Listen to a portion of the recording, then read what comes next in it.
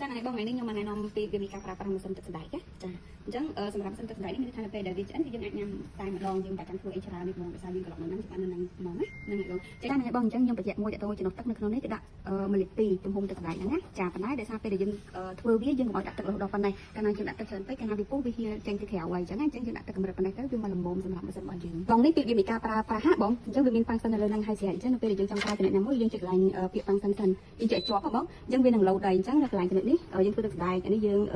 ធ្វើបនេះយើងធ្វើស៊ុបនេះយើងក្លុកធម្មជាតិបានហើយយើងអាចធ្វើផ្អែមយើងធ្វើក្លុកទឹកផ្លែឈើនេះរក្សាកម្ដៅអញ្ចឹងបងចង់ធ្វើអីណាមួយបងចុចនៅលើនឹងវាអញ្ចឹងឥឡូវដោយសារខ្ញុំកំពុងតែធ្វើ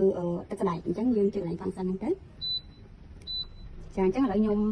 ធ្វើទឹកស្បែកអញ្ចឹងវានឹងលោតសញ្ញាព្រឹកព្រឹកលើនឹងអញ្ចឹងនៅពេលដែលយើងចុចកន្លែងហ្នឹងហើយយើងចាប់ផ្ដើមចម្អិនវាគឺយើងចុចពាក្យ start ចាអញ្ចឹងមានថាវាអូតូនៅនឹងជាមួយនឹងម៉ាស៊ីនហ្នឹងគឺវាកំណត់នាទីដែលខ្លួនឯងនៅពេលវានឹងឈប់ដំណើរការដោយខ្លួនឯងបងនេះឥឡូវឆ្អិនហើយទឹកស្បែកហ្នឹងណាអញ្ចឹងពេលឆ្អិនហើយយើងញ៉ាំយកហ្មងដោយសារទឹកស្បែកហ្នឹងគឺវាម៉ត់ហ្មងវាអត់មានកាក់មានអីនៅហ្នឹងទេអញ្ចឹងចានេះបងឃើញហ៎វាគឺម៉ត់ហ្មងវាអត់មានកាក់មានអីដែលយើងចាំបាច់ត្រូវត្រង់វាចេញឬក៏អីអញ្ចឹងគេថាពេលដែលវាឆ្អិនហើយគឺយើងញ៉ាំបានហ្មងបងឲ្យឆ្ងាញ់ដល់ខាប់ហ្មង